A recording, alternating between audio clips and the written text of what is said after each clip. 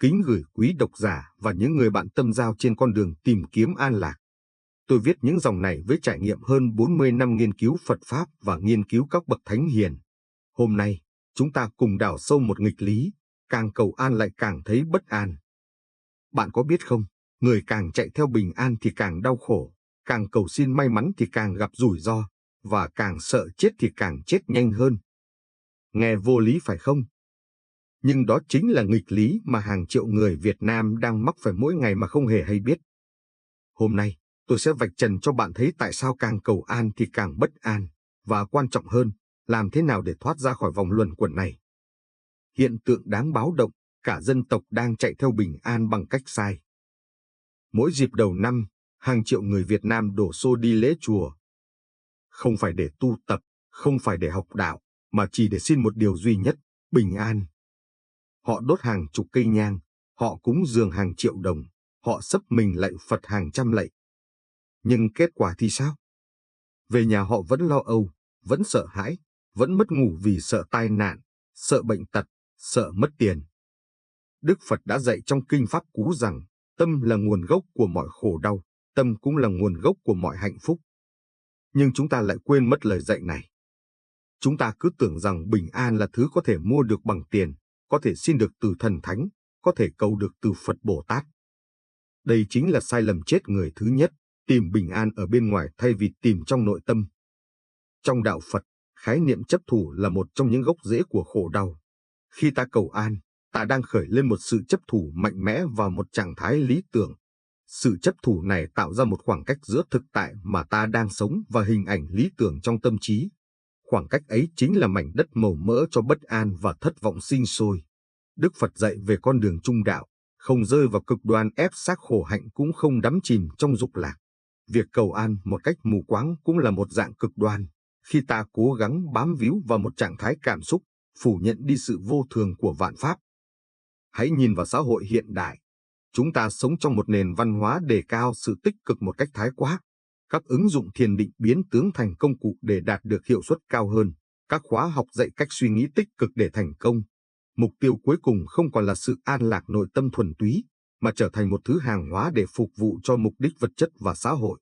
Sự bình an khi đó bị biến tướng thành một công cụ, và việc cầu an trở thành một cuộc chạy đua không hồi kết trong một xã hội tiêu thụ. Các nghiên cứu xã hội học chỉ ra rằng áp lực phải cảm thấy hạnh phúc và an lạc thực sự là một gánh nặng tâm lý đối với nhiều người trong thời đại ngày nay. Sai lầm thứ nhất, biến Phật thành máy ATM thiêng liêng.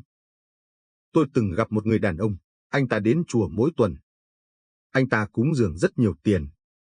Anh ta luôn đốt nhang to nhất, chuông to nhất, lễ lạy nhiều nhất. Nhưng mỗi lần gặp tôi, anh ta đều than vãn, tại sao tôi cầu mãi mà cuộc sống vẫn không yên. Tôi hỏi anh ta, anh cầu gì? Anh ta nói, tôi cầu cho con trai tôi học giỏi nhưng không ép nó học. Tôi cầu cho công ty tôi phát đạt nhưng tôi không chịu thay đổi cách quản lý. Tôi cầu cho vợ tôi hiểu tôi nhưng tôi không bao giờ lắng nghe vợ. Đấy, bạn thấy vấn đề chưa? Chúng ta đã biến Phật thành một loại máy ATM thiêng liêng. Bỏ tiền vào, rồi chờ phước lành ra. Không cần thay đổi bản thân, không cần tu tập, không cần học hỏi. Đức Phật đã nói trong Kinh Kim Cang, nếu lấy sắc cầu ta, lấy âm thanh cầu ta, người ấy đi tà đạo, không thể thấy Như Lai. Nghĩa là gì? Nghĩa là bạn càng chạy theo hình thức bên ngoài, càng xa rời chân lý.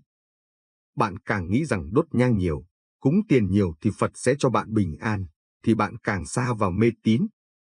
Và mê tín không bao giờ đem lại bình an, mà chỉ đem lại thêm lo âu. Sai lầm thứ hai, sợ hãi chính là nguồn gốc của bất an. Hầu hết mọi người cầu an vì một lý do duy nhất, sợ hãi. Sợ bệnh tật, sợ tai nạn, sợ mất tiền, sợ chết. Nhưng đây chính là nghịch lý đau đớn nhất, càng sợ thì càng không yên. Chúng ta cầu an vì tham muốn có được một cuộc sống thoải mái, không vướng bận. Nhưng chính tâm tham và tâm sợ này lại là nhiên liệu cho bất an.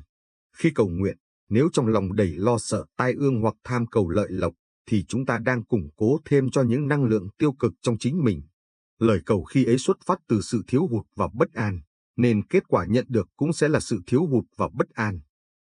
Một nghiên cứu về tâm lý học tôn giáo đã chỉ ra rằng những người đến với tôn giáo vì lý do nội tại, như tìm kiếm ý nghĩa cuộc sống, thường có sức khỏe tinh thần tốt hơn những người đến vì lý do bên ngoài, như mong cầu sự bảo vệ hay ban ơn.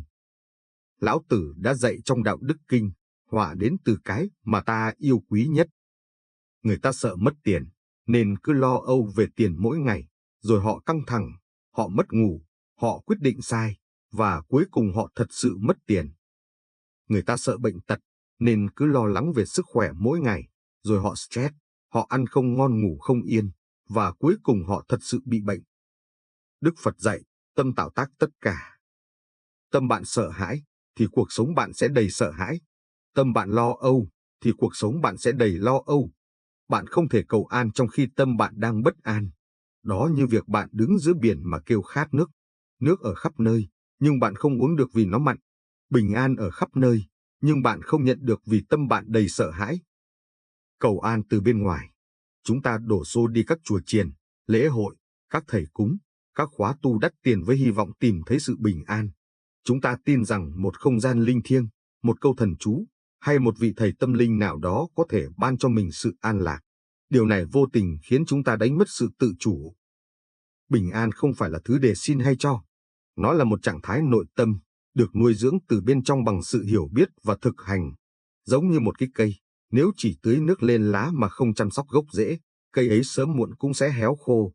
Các nghi thức, không gian linh thiêng có thể là duyên tốt, là phân bón, nhưng không thể thay thế cho công sức vun xới gốc rễ tâm hồn của chính mình.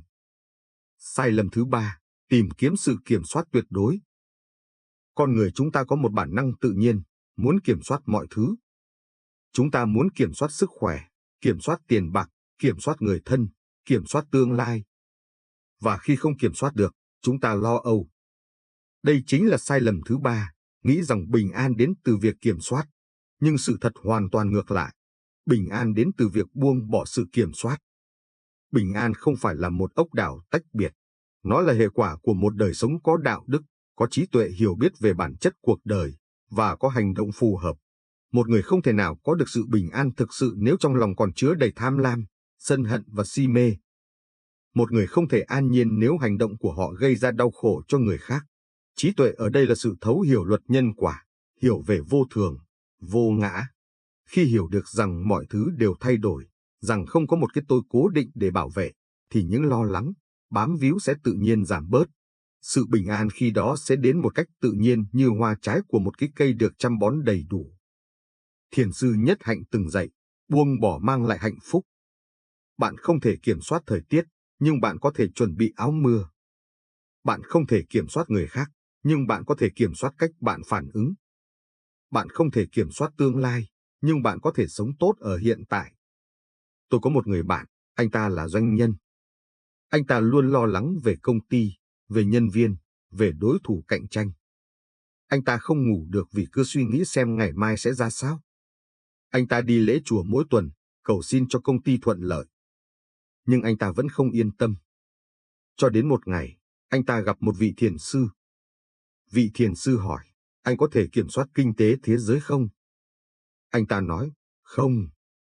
Vị thiền sư hỏi, anh có thể kiểm soát quyết định của khách hàng không? Anh ta nói, không. Vị thiền sư hỏi, vậy tại sao anh lại lo lắng về những thứ anh không thể kiểm soát? Câu hỏi này như một tia sáng le lói trong đêm tối. Từ đó, anh bạn tôi thay đổi hoàn toàn. Anh ta không còn lo lắng về tương lai nữa. Anh ta chỉ tập trung làm tốt những gì anh ta có thể làm hôm nay. Và kỳ diệu thay, công ty của anh ta phát triển nhanh hơn bao giờ hết. Không phải vì anh ta cầu xin nhiều hơn, mà vì anh ta bớt lo lắng, có tâm trí minh mẫn hơn để đưa ra quyết định đúng đắn. Sai lầm thứ 4, chạy trốn khổ đau thay vì chấp nhận nó. Đây là sai lầm lớn nhất mà hầu hết mọi người mắc phải. Họ nghĩ rằng bình an nghĩa là không có khổ đau. Họ cầu xin cho không gặp tai nạn, không gặp bệnh tật, không gặp rủi ro. Nhưng đó là điều bất khả thi. Nhiều người nghĩ bình an là một trạng thái không có sóng gió, không phiền não, không khó khăn. Đây là một ngộ nhận tai hại. Biển cả không bao giờ ngừng sóng, tâm trí con người cũng vậy. Bình an thực sự không phải là một mặt biển phẳng lặng giả tạo, mà là khả năng giữ được thăng bằng và tĩnh tại ngay giữa những cơn sóng dữ của cuộc đời. Một ví dụ điển hình là hình ảnh của Đức Đạt Lai Lạt Ma thứ 14. Cuộc đời Ngài chứa đầy những biến cố và sóng gió, Thế nhưng ai tiếp xúc với Ngài cũng đều cảm nhận được một sự bình an toát ra từ bên trong. Đó không phải là sự bình an vì hoàn cảnh thuận lợi, mà là sự bình an đến từ trí tuệ thấu hiểu và chấp nhận dòng chảy của cuộc sống. Đức Phật đã dạy tứ diệu đế, trong đó khổ đế là đế đầu tiên. Khổ là một phần không thể tách rời của cuộc sống. Sinh là khổ, già là khổ, bệnh là khổ, chết là khổ. Không ai tránh khỏi được. Vậy tại sao chúng ta cứ cầu xin để tránh khỏi điều không thể tránh khỏi? Đó như việc bạn sống ở miền núi nhưng cầu xin cho không có mưa. Mưa sẽ đến, dù bạn có cầu hay không. Sự khác biệt duy nhất là bạn có chuẩn bị tâm thế để đón nhận nó không? Có một câu chuyện trong Thiền Tông mà tôi rất thích. Một học trò hỏi thiền sư, thưa thầy, làm thế nào để không khổ đau? Thiền sư đáp, không có cách nào cả. Học trò ngạc nhiên, vậy tu hành để làm gì? Thiền sư mỉm cười, tu hành không phải để không khổ đau, mà để khi khổ đau đến, ta không bị nó cuốn trôi. Đây chính là chìa khóa. Bình an không phải là không có sóng gió, mà là giữ được tâm bình định giữa sóng gió. Bình an không phải là không có vấn đề, mà là không để vấn đề làm mình điên đảo. Khi bạn chấp nhận rằng khổ đau là một phần của cuộc sống, bạn sẽ ngừng chạy trốn nó. Và khi bạn ngừng chạy trốn, bạn sẽ có năng lượng để đối mặt với nó. Đó chính là bình an thật sự. Sai lầm thứ 5, tin vào phép màu thay vì nhân quả. Nhiều người đến chùa với tâm thế, tôi cúng nhiều thì tôi sẽ được nhiều phước. Họ tin rằng có một thứ gọi là phép màu, một thứ có thể thay đổi số phận họ mà không cần họ phải thay đổi. Nhưng đó không phải là Phật Pháp, đó là mê tín. Phật Pháp dạy về nhân quả. Gieo nhân nào gặt quả nấy.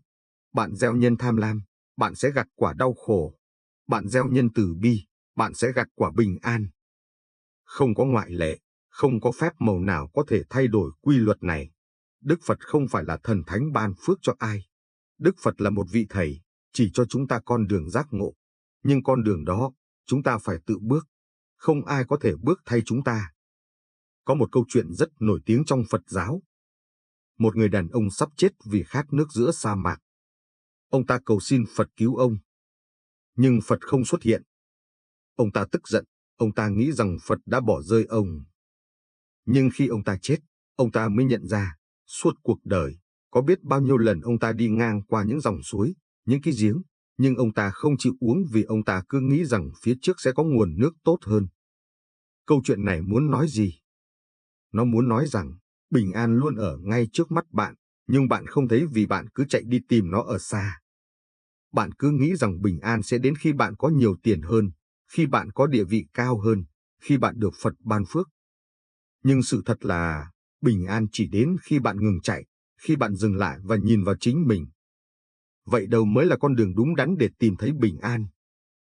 Sau khi nói về 5 sai lầm chết người, giờ đây tôi sẽ chỉ cho bạn con đường đúng đắn.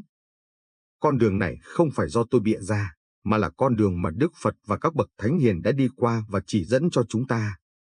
Bước thứ nhất, nhìn thẳng vào nội tâm.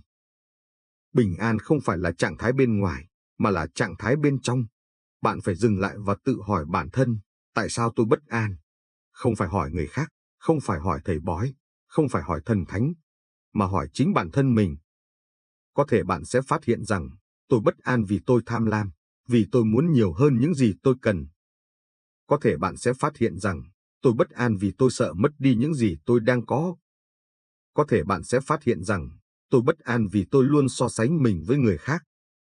Khi bạn nhìn thấy rõ nguồn gốc của sự bất an, bạn đã đi được nửa đường rồi. Chấp nhận rằng cuộc sống vốn dĩ bao gồm cả niềm vui và nỗi buồn, thành công và thất bại, khỏe mạnh và bệnh tật.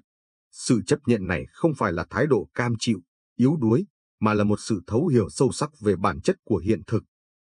Giống như một người thủy thủ giỏi, họ không mong biển lặng, mà học cách điều khiển con thuyền của mình trong mọi điều kiện thời tiết. Khi ta ngừng chiến đấu với thực tại, năng lượng khổng lồ trước đây dùng để chống cự sẽ được giải phóng và chuyển hóa thành sự bình an và sáng tạo. Bước thứ 2, tu tập tâm từ bi. Đức Phật dạy, không có gì quý hơn từ bi. Từ bi không chỉ là yêu thương người khác, mà còn là yêu thương chính mình. Nhiều người hay tự trách mình, tự hành hạ mình, tự căm ghét mình. Làm sao có thể bình an khi bạn đang làm kẻ thù của chính mình? Hãy học cách tha thứ cho bản thân. Bạn đã sai, không sao cả, ai chưa từng sai. Bạn đã mất mát, không sao cả, ai chưa từng mất mát. Bạn đã đau khổ, không sao cả, ai chưa từng đau khổ.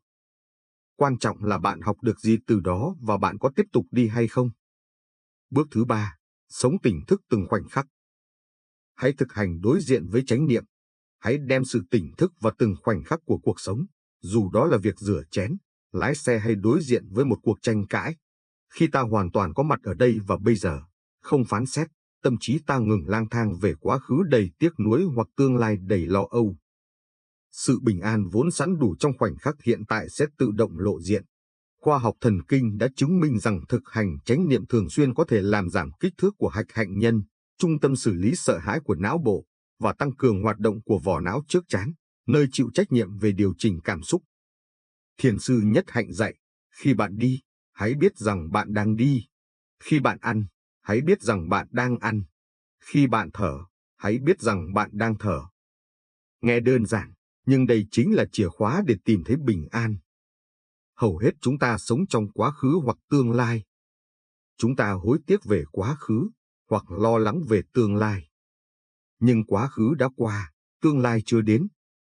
Chỉ có hiện tại là thật. Khi bạn sống tỉnh thức ở hiện tại, bạn sẽ nhận ra rằng, ngay lúc này, bạn vẫn đang thở, tim bạn vẫn đang đập, bạn vẫn còn sống. Và đó chính là phước lành lớn nhất mà bạn có thể có. Bước thứ 4, thực hành buông bỏ. Thay vì cầu an, hãy thực hành buông bỏ. Buông bỏ không có nghĩa là từ bỏ trách nhiệm, mà là buông bỏ sự bám víu vào kết quả, vào những kỳ vọng cứng nhắc, vào những ý niệm về một cái tôi cần được bảo vệ. Hãy như đám mây trôi trên bầu trời, không cố bám vào đâu, mà vẫn an nhiên tự tại. Thực hành thiền quán về vô thường sẽ giúp ta rèn luyện được khả năng này. Mỗi khi một cảm xúc bất an hay một tình huống khó khăn nảy sinh, thay vì chống cự lại, hãy thử quan sát nó với thái độ tò mò và thân thiện, nhận biết rằng nó cũng chỉ là một hiện tượng đến rồi đi, như một đợt sóng trên đại dương tâm thức. Bạn vẫn làm việc chăm chỉ, nhưng bạn không ám ảnh về kết quả. Bạn vẫn yêu thương gia đình, nhưng bạn không bám víu họ. Bạn vẫn có tiền bạc, nhưng bạn không trở thành nô lệ của tiền bạc. Kinh Kim Cang dạy, ưng vô sở trụ nhi sinh kỳ tâm. Nghĩa là, hãy sống mà không bám vào bất cứ thứ gì. Khi bạn không bám vào, bạn sẽ tự do. Và khi bạn tự do, bạn sẽ bình an. Bước thứ 5, tu tập giới luật. Giới luật không phải là sự ràng buộc, mà là sự bảo vệ. Ngũ giới của Phật giáo, không sát sinh, không trộm cắp, không tà dâm, không nói dối, không uống rượu. Đây không phải là những quy định cứng nhắc, mà là những nguyên tắc sống để bảo vệ chính bạn. Khi bạn giữ giới, bạn sẽ không làm những việc khiến mình hối hận. Khi bạn không hối hận, tâm bạn sẽ nhẹ nhàng. Và tâm nhẹ nhàng chính là bình an. Bước thứ 6, thực hành thiền định. Thiền không phải là ngồi yên như tượng đá.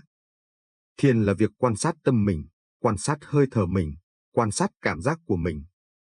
Khi bạn quan sát, bạn sẽ thấy rằng mọi cảm xúc đều đến rồi đi, không có cảm xúc nào tồn tại mãi mãi. Giận dữ đến rồi đi. Lo âu đến rồi đi. Buồn bã đến rồi đi. Khi bạn hiểu được điều này, bạn sẽ không còn bị cuốn theo cảm xúc nữa. Bạn sẽ như người đứng trên bờ nhìn sóng biển. Sóng có dâng cao hay hạ xuống, bạn vẫn đứng vững. Đó chính là bình an. Bước thứ 7, tạo nhân lành. Cuối cùng, nếu bạn muốn có quả lành, bạn phải gieo nhân lành. Nhân lành không nhất thiết phải là việc lớn. Nhân lành có thể là một nụ cười, một lời động viên, một việc làm nhỏ giúp đỡ người khác. Khi bạn giúp người khác bớt khổ đau, bạn cũng giúp chính mình bớt khổ đau. Vì theo Phật Pháp, tất cả chúng sinh đều có liên hệ với nhau. Hạnh phúc của người khác cũng là hạnh phúc của bạn. Khổ đau của người khác cũng là khổ đau của bạn. Bình an là con đường, không phải đích đến. Sau tất cả những gì đã nói, tôi muốn nhắc bạn một điều cuối cùng. Bình an không phải là một đích đến mà bạn có thể tới rồi dừng lại. Bình an là một con đường mà bạn phải bước mỗi ngày. Có những ngày bạn sẽ bình an, có những ngày bạn sẽ bất an. Đó là chuyện bình thường. Quan trọng là bạn biết cách quay về với chính mình, bạn biết cách thực hành những gì bạn đã học, bạn biết cách từ bi với chính bản thân mình. Đừng tự trách mình khi bạn vấp ngã. Đừng tự ghét mình khi bạn mắc sai lầm. Hãy đứng dậy, hãy học hỏi, và hãy tiếp tục đi. Vì con đường tu tập không phải là con đường thẳng tắp, mà là con đường quanh co, lên xuống, nhiều chông gai. Nhưng mỗi bước đi trên con đường đó, bạn đều đang trở thành một phiên bản tốt hơn của chính mình. Những dấu hiệu nhận biết bạn đang tìm bình an sai cách. Để giúp bạn hiểu rõ hơn, tôi sẽ liệt kê những dấu hiệu cảnh báo rằng bạn đang tìm bình an sai cách.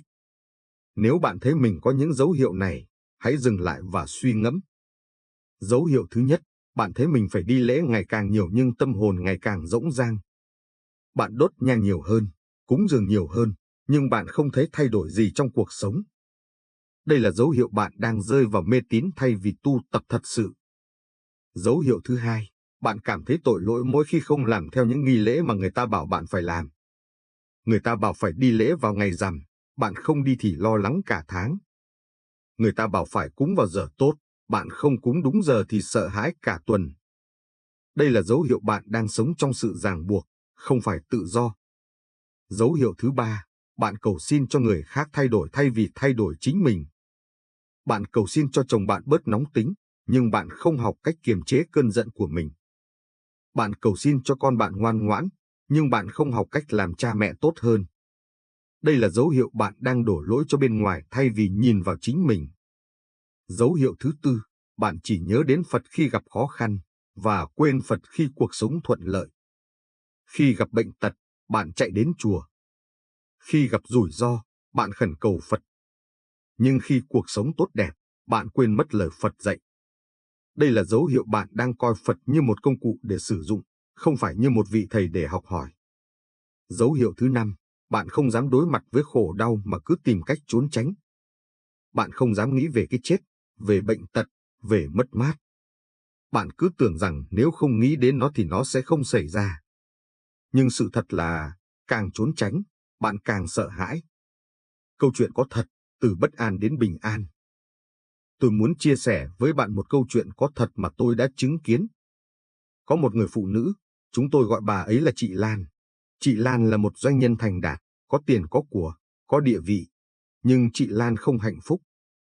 Chị ấy lo lắng mỗi ngày về công ty, về tiền bạc, về tương lai. Chị ấy đi lễ chùa mỗi tuần, cúng dường rất nhiều tiền, cầu xin cho công ty phát đạt. Nhưng càng cầu xin, chị ấy càng thấy lo lắng. Rồi một ngày, chị Lan gặp tai nạn giao thông. Không phải tai nạn nghiêm trọng, nhưng đủ để chị ấy phải nằm viện 1 tháng. Trong tháng đó, chị Lan không thể làm việc, không thể đi lễ, không thể làm gì cả. Chị ấy chỉ có thể nằm trên giường bệnh và nhìn lên trần nhà. Ban đầu, chị ấy rất lo lắng. Chị ấy sợ công ty sẽ sụp đổ nếu không có chị. Chị ấy sợ mọi thứ sẽ trở nên tồi tệ. Nhưng rồi một điều kỳ diệu xảy ra. Công ty vẫn hoạt động bình thường. Nhân viên vẫn làm việc tốt. Cuộc sống vẫn tiếp diễn, dù có hay không có chị Lan. Và chị Lan bắt đầu nhận ra, mình đã lo lắng về những thứ không đáng lo lắng. Mình đã cố gắng kiểm soát những thứ không thể kiểm soát. Mình đã sống như một cái máy, không phải như một con người. Từ ngày xuất viện, chị Lan thay đổi hoàn toàn. Chị ấy vẫn làm việc, nhưng không còn ám ảnh về công việc. Chị ấy vẫn đi lễ chùa, nhưng không còn cầu xin, mà chỉ đơn giản là ngồi thiền và lắng nghe. Chị ấy học cách sống chậm lại, học cách tận hưởng từng khoảnh khắc. Và lần đầu tiên trong đời, chị Lan cảm thấy bình an thật sự. Không phải bình an giả tạo từ việc có nhiều tiền, nhiều của, mà là bình an thật sự từ việc chấp nhận cuộc sống như nó vốn có. Tại sao nhiều người không thể tìm thấy bình an? Sau nhiều năm quan sát và tu tập, tôi nhận ra một điều. Không phải vì con đường đến bình an quá khó, mà vì con người chúng ta quá sợ hãi. Chúng ta sợ buông bỏ. Chúng ta sợ thay đổi. Chúng ta sợ đối mặt với chính mình. Vì khi đối mặt với chính mình, chúng ta sẽ thấy những khuyết điểm, những sai lầm, những nỗi đau mà chúng ta đã cố gắng che giấu. Và đó là điều mà hầu hết mọi người không dám làm. Họ thường chọn cách sống trong ảo tưởng rằng nếu cầu xin đủ nhiều, nếu đốt đủ nhiều nhang, nếu cúng đủ nhiều tiền, thì bình an sẽ đến. Nhưng đó chỉ là ảo tưởng. Bình an chỉ đến khi bạn dám nhìn thẳng vào chính mình, dám chấp nhận những gì bạn không thể thay đổi, dám thay đổi những gì bạn có thể thay đổi, và dám có trí tuệ để phân biệt giữa hai điều đó. Lời Phật dạy về bình an. Trong Kinh Tăng Chi Bộ, Đức Phật có dạy về 4 loại người. Người thứ nhất, sống trong bóng tối và đi đến bóng tối. Đây là người sống trong vô minh và tiếp tục tạo nghiệp xấu. Người thứ hai, sống trong ánh sáng nhưng đi đến bóng tối. Đây là người sinh ra trong hoàn cảnh tốt đẹp nhưng lại làm việc xấu xa. Người thứ ba, sống trong bóng tối nhưng đi đến ánh sáng. Đây là người sinh ra trong hoàn cảnh khó khăn nhưng biết tu tập và làm điều lành. Người thứ tư, sống trong ánh sáng và đi đến ánh sáng. Đây là người sinh ra trong hoàn cảnh tốt đẹp và tiếp tục tu tập để giác ngộ. Câu hỏi đặt ra là, bạn thuộc loại người nào? Nếu bạn đang sống trong bất an, trong lo âu, trong sợ hãi, đó không phải vì nghiệp xấu từ kiếp trước. Đó là vì bạn đang sống trong bóng tối của vô minh. Nhưng tin tốt là, bạn luôn có thể chọn đi đến ánh sáng. Chỉ cần bạn sẵn sàng bước ra khỏi vùng tối đó. Thực hành cụ thể để tìm bình an mỗi ngày. Bây giờ, tôi sẽ chia sẻ với bạn một số thực hành cụ thể mà bạn có thể làm mỗi ngày để tìm thấy bình an. Thực hành thứ nhất, thiền hơi thở 10 phút mỗi sáng. Ngay sau khi thức dậy, trước khi làm bất cứ việc gì khác, hãy ngồi xuống và tập trung vào hơi thở của bạn. Hít vào, bạn biết bạn đang hít vào. Thở ra, bạn biết bạn đang thở ra. Chỉ đơn giản như vậy. Khi tâm bạn lang thang, hãy nhẹ nhàng đưa nó về với hơi thở. Không cần gắng sức, không cần làm gì đặc biệt. Chỉ cần quan sát hơi thở. Thực hành thứ hai, viết nhật ký biết ơn mỗi tối. Trước khi đi ngủ, hãy viết ra 3 điều bạn biết ơn trong ngày hôm đó. Có thể là những điều rất nhỏ nhặt, như bữa cơm ngon, như một nụ cười từ người lạ, như một cơn mưa mát mẻ. Khi bạn học cách biết ơn những điều nhỏ nhặt, bạn sẽ thấy cuộc sống đầy ắp những điều tốt đẹp. Thực hành thứ ba, nói lời tử tế với ít nhất một người mỗi ngày. Có thể là người thân, có thể là bạn bè, có thể là người lạ. Một lời khen, một lời động viên, một lời cảm ơn. Khi bạn cho đi tử tế, bạn sẽ nhận lại bình an. Thực hành thứ tư, dành 15 phút mỗi ngày để làm điều bạn yêu thích. Đọc sách, nghe nhạc, vẽ tranh, đi dạo. Bất cứ điều gì khiến bạn cảm thấy sống động. Đừng nói bạn không có thời gian. Nếu bạn có thời gian để lo lắng, bạn có thời gian để sống. Thực hành thứ năm, buông điện thoại trước khi ngủ ít nhất 30 phút. Thay vì cuộn mạng xã hội và so sánh cuộc sống của mình với người khác, hãy dành thời gian đó để yên tĩnh với chính mình. Đọc một cuốn sách giấy, nghe nhạc thư giãn, hoặc đơn giản là nằm im và cảm nhận cơ thể mình. Hãy trở thành người chủ của chính cuộc đời mình. Bạn thân mến, sau tất cả những gì tôi đã chia sẻ, tôi hy vọng bạn hiểu một điều. Bình an không phải là thứ ai đó có thể cho bạn. Không phải Phật, không phải thần thánh, không phải ai khác. Bình an chỉ có thể đến từ chính bạn. Khi bạn ngừng chạy theo nó ở bên ngoài. Khi bạn ngừng cầu xin nó từ người khác. Khi bạn quay về với chính mình và nhận ra rằng bình an luôn ở đó, ngay trong tim bạn, chỉ chờ bạn mở ra mà thôi. Thế giới bên ngoài sẽ luôn có sóng gió, sẽ luôn có khó khăn, có thử thách, có đau khổ. Nhưng thế giới bên trong bạn có thể là một nơi yên bình, nếu bạn biết cách xây dựng nó. Đức Phật đã nói, ta là người chỉ đường, các ngươi phải tự mình bước đi. Tôi đã chỉ cho bạn con đường. Bây giờ, quyết định nằm ở bạn. Bạn có chọn bước đi trên con đường đó hay không? Bạn có dám đối mặt với chính mình hay không? Bạn có sẵn sàng thay đổi hay không? Tất cả đều phụ thuộc vào bạn. Nhưng tôi tin rằng, nếu bạn đã xem đến đây, nếu bạn đã dành thời gian để lắng nghe những lời này, thì bạn đã sẵn sàng. Bạn đã sẵn sàng cho sự thay đổi. Bạn đã sẵn sàng tìm thấy bình an thật sự. Và tôi chúc bạn sẽ tìm thấy nó. Không phải ngày mai, không phải năm sau, mà ngay bây giờ, ngay lúc này. Vì bình an chỉ có thể có được ở hiện tại, không ở quá khứ, không ở tương lai, mà chỉ ở đây, ở ngay bây giờ. Nếu video này đã chạm đến trái tim bạn, nếu bạn cảm thấy nó có giá trị, xin hãy làm 3 việc để giúp lan tỏa thông điệp này đến với nhiều người hơn. Thứ nhất, hãy nhấn nút thích và chia sẻ video này. Có thể ngay lúc này, ai đó trong danh sách bạn bè của bạn đang cần nghe những lời này. Có thể người mẹ già của bạn, người anh trai của bạn, người bạn thân của bạn đang sống trong lo âu và bất an. Hãy chia sẻ video này để giúp họ tìm thấy con đường về bình an. Thứ hai, hãy đăng ký kênh Học viện Thánh Nhân và bật chuông thông báo. Mỗi tuần, chúng tôi sẽ đăng tải những bài học sâu sắc từ lời dạy của Phật và các bậc thánh hiền. Những bài học không chỉ là lý thuyết suông, mà là những hướng dẫn thực hành cụ thể để bạn có thể áp dụng ngay vào cuộc sống. Thứ ba, Hãy để lại bình luận chia sẻ suy nghĩ của bạn. Bạn đã từng mắc phải sai lầm nào trong việc tìm kiếm bình an? Bạn đã có kinh nghiệm gì trong hành trình tu tập của mình? Những câu chuyện của bạn có thể truyền cảm hứng và giúp đỡ rất nhiều người khác. Hãy nhớ rằng, mỗi người chúng ta đều đang trên hành trình tìm kiếm bình an. Không ai hoàn hảo, không ai đã giác ngộ hoàn toàn. Nhưng khi chúng ta cùng nhau chia sẻ, cùng nhau học hỏi, cùng nhau đồng hành, con đường sẽ trở nên dễ dàng hơn rất nhiều. Học viện Thánh Nhân không chỉ là một kênh YouTube, đây là một cộng đồng của những người đang tìm kiếm ánh sáng giữa bóng tối, của những người đang tìm kiếm bình an giữa bão táp, của những người tin rằng cuộc sống có thể tốt đẹp hơn nếu chúng ta biết cách sống đúng. Hãy tham gia cùng chúng tôi. Hãy cùng nhau xây dựng một thế giới nơi mọi người đều tìm thấy bình an trong tâm hồn. Và cuối cùng, tôi muốn gửi đến bạn một câu chúc. Xin chúc bạn luôn an lạc, luôn tỉnh thức, luôn từ bi. Xin chúc bạn tìm thấy bình an thật sự, không phải từ bên ngoài, mà từ sâu thẳm trong trái tim mình. Hẹn gặp lại bạn trong video tiếp theo.